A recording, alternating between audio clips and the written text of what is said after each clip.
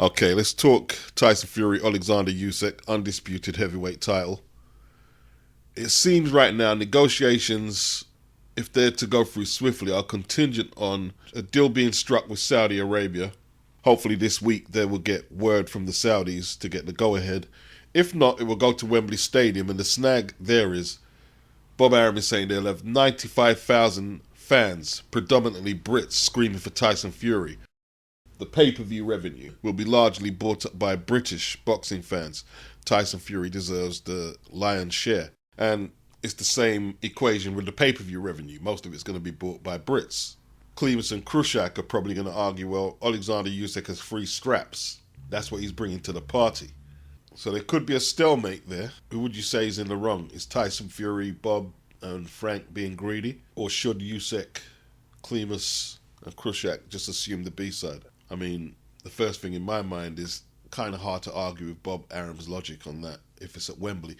If it's at Saudi, that's a neutral location. It would be harder for Bob to make the same argument that Tyson's going to bring more fans from Britain to Saudi than Usyk can bring from Eastern Europe to Saudi.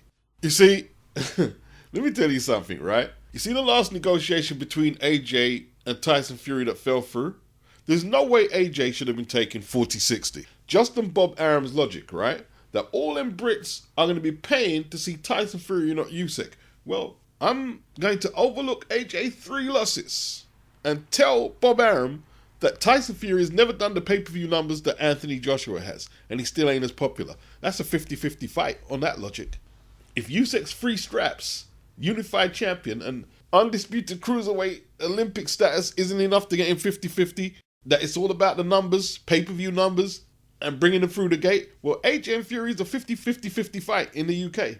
Anywhere in the UK. Mike Tyson didn't have no straps going into the Lennox Lewis fight in 2002, and it was a 50-50 split, $17.5 million apiece, because Lennox can't make that money with anyone else. Same with Tyson Fury.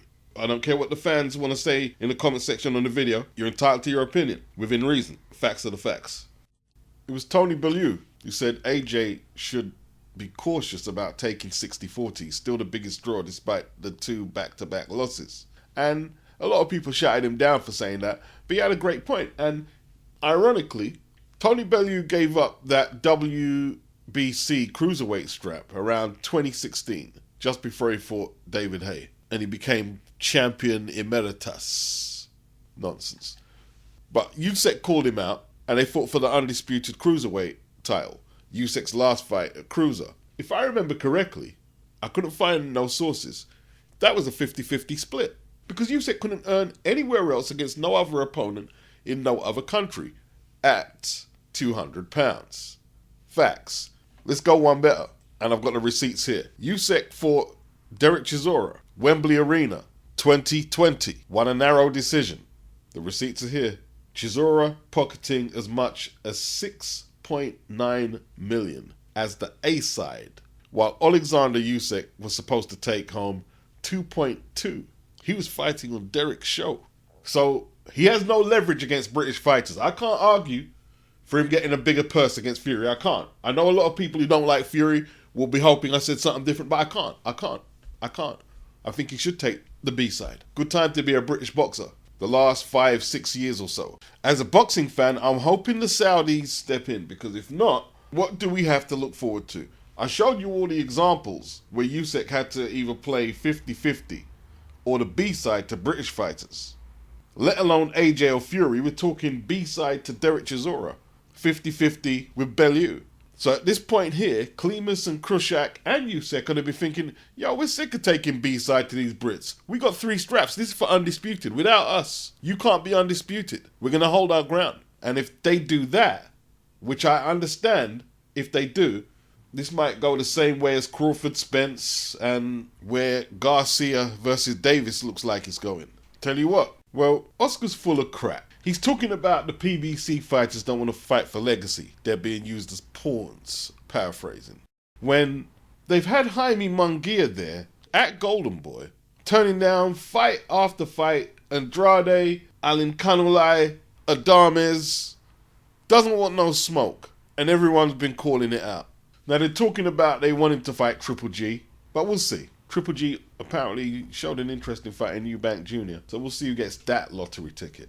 Looks like they're queuing up now to beat up the old, faded Triple G. Mind they don't miscalculate. Triple G gets a little flashback of form. What about Ryan Garcia? To me, what's the difference between Ryan and an influencer boxer? He won an eliminator, then declined his title shot against Devin, then went through a whole load of issues. Canelo's pulled him up about his dedication to the sport. Now, a lot of people are going to say, well, it's Tank's fault that the Garcia fight fell through. But if you're going to throw shit on the PBC's door for this fight falling through, you got to throw a little shit on Golden Boys. Because I don't know what is what. I don't know who sent what and who hasn't sent back what contract and who hasn't signed what from who has. I don't know. You know, I see Ryan with Jake Paul frequenting them influencer fights. Didn't even do commentary. Oscar himself was drunk on Triller on a Jake Paul card. Drunk. And he was scheduled to fight Vitor Belfort. Then he claims he had COVID and pulled out. And now he's taking shots at influencer boxing. He has limited patience for influencer boxing. And as they're saying here, even the kind promulgated by one of his most important business connections, talking about the zone, because they've got this misfits thing going on. You know, he's so stupid. Maybe he's planning to leave the zone. He didn't even have the sense not to throw shots at the crossover influencer boxing that the zone is doing, where he's picking up his paychecks. You know, but there's a lot of people complaining about the crossover influencer circuit.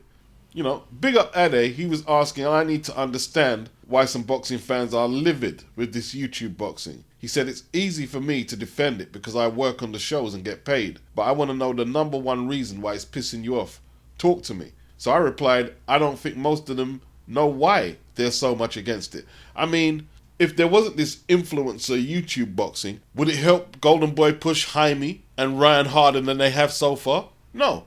Well, Adrian Broner's worried about his BLK Prime bag because Ivan Redkach apparently has said he's done with boxing. 36 years of age. But, you know, these cherry picks, and it is a cherry pick because Broner was saying that PBC will pay you good money if they can get you in there with a killer, but Black Prime are basically giving him the bag and letting him fight anyone he wants, and he selected Ivan Redkach, believing it was easy money. But Ivan Redkach is an oddball. He got hit by a perfectly legitimate body punch from Regis Prograis and quit. And it was a DQ at first, but I believe they reversed the result to a win for Prograis, and rightly so. He bit Danny Garcia in his shoulder during the fight. But they've still got a couple of weeks to get a replacement for Adrian, which I'm guessing they should be able to handle. Just get someone more stable than Ivan Redkach. Carlos Takam. Where do we start? Eliminator against Joseph Parker, which I thought he had a case for a much closer fight. Was in an excellent fight with Povetkin, but got knocked out. That was the first time he was stopped. I thought he deserved the nod over Mike Perez. I believe that was a draw. He's got victories over Tony Thompson as well. Came in short notice to take on Anthony Joshua, unified champion, and acquitted himself well. Some say controversial stoppage in the 10th. There was the classic against Derek Chisora when he was well ahead on the scorecards and got caught in the 8th. Was stopped last year by Joe Joyce and went the distance with Makhmudov. He's known mostly for his losing fights, but he has that bona fide gatekeeper respect. And this actually could be one of the bigger fights in France in recent years. Takam, born in Cameroon, but has French citizenship and that's where he lives. Tony Yoka, born in France, I believe, and that's where he's lived all his life. Olympic heavyweight champion, 2016, 30 years of age. Carlos Takam, 42. The fight is in play for March the 11th, Paris. You know, Yoka last time out lost his unbeaten record to Martin Bakole in a massive shock. Bakole beat him pillar to post, but Yoka bravely hung in there and went the distance. This is definitely an acceptable comeback opponent who might be actually catching Yoka at the right time. I'd be very shocked if Yoka got Takam out of there early. It looks like a distance fight, if there ever was one.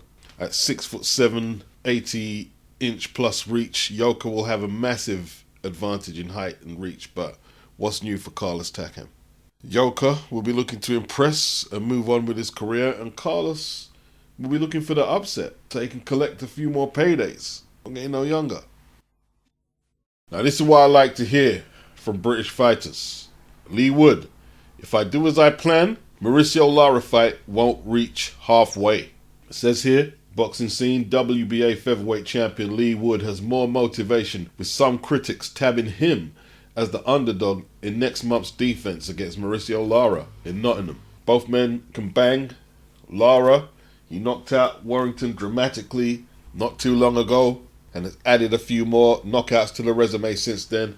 Lee Wood, he stopped Zhu Can and Michael Conlon. He was an underdog in both fights.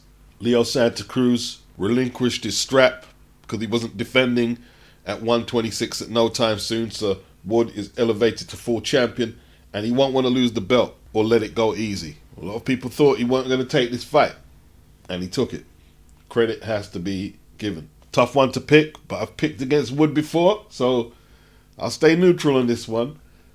And then we have Anthony Yarde. He won't be looking for points in BETERBIEV fight. He wants a knockout. Yarde remembers his second amateur fight, that playing for points and attempting to impress the judges is not for him.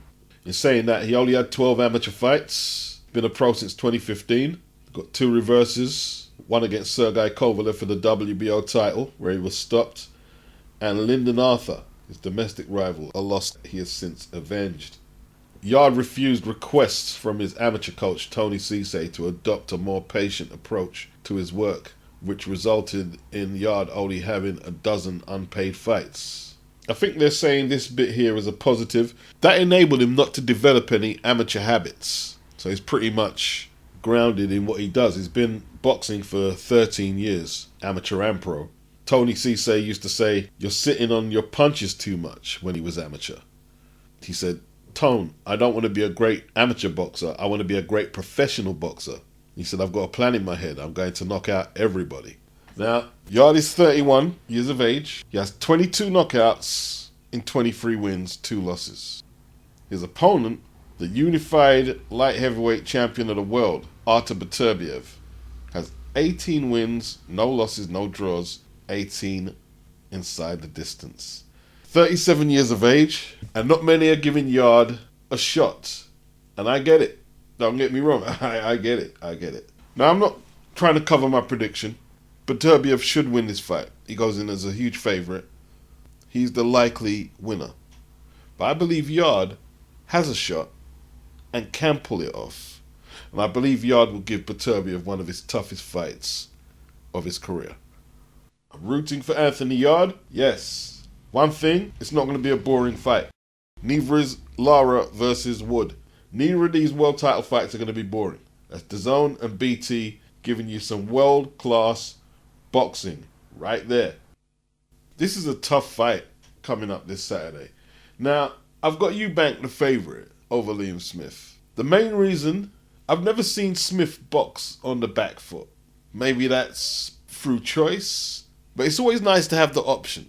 And if his strategy is basically to cover up, block, slip Eubank's shots and work the body and just be coming forward all night, it's hard to see how he doesn't walk on to them short left hooks, that right uppercut. Eubank has an arsenal of punches.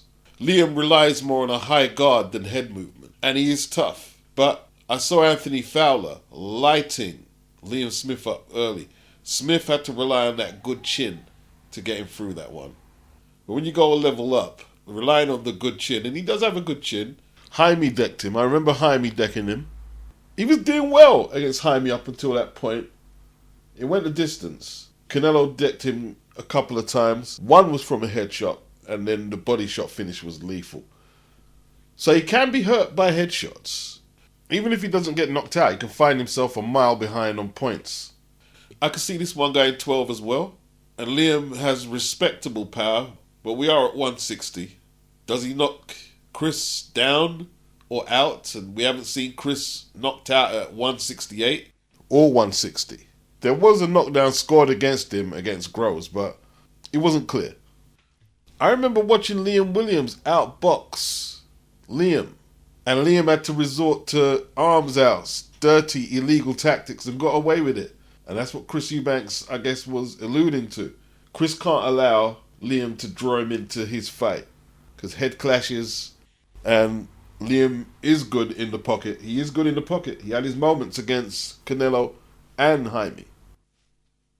Liam thinks he can box as well as Eubank, and perhaps he can compete with Eubank, but I feel he's going to have to turn it into attrition, take Eubank's best shots and still be coming at him, and hope Eubank fades down the stretch. Liam has a good gas tank, and it's going to come down to Eubank's gas tank as well. He seemed to be conserving himself against Liam Williams. He slowed up a little down the stretch after flooring him how many times. But I believe it's Eubank's fight to throw away. I'm not saying I won't give Liam his credit if he wins. Of course, all credit goes to him. But Liam might need some circumstances to be in his favour, like some slippage from Eubank. I mean, Eubank is 33, Liam is 34. Neither of them spring chickens. I'd be impressed if Eubank stops Liam Smith. I'd be impressed. I think a points win, unanimous, is a good win for Eubank. I've covered this card for the most part already. Echo Esselman against Chris Congo. That's a very good fight. British and Commonwealth, IBF European Welter, WBC International Silver Welter. You got enough belts there? How much sanctioning fees you guys paying out your purse? Fraser Clark, he returns against Kevin Nicholas Espindola, who is 7-6-0. Fraser looked a little heavy, a bit flat last time against Kamil Sokolowski. Let's see if there's any improvements, though against opponents like that it would be hard to tell if there has been improvements made or it's just another soft touch. Richard Riakpoi takes on Krzysztof Glowacki. Does Glowacki, a former world champion, have anything left in the tank, or is he just here for the payday? Joseph Parker takes on Jack Massey. Who's going in their pocket to pay for this on Saturday? Let me know in the comment section.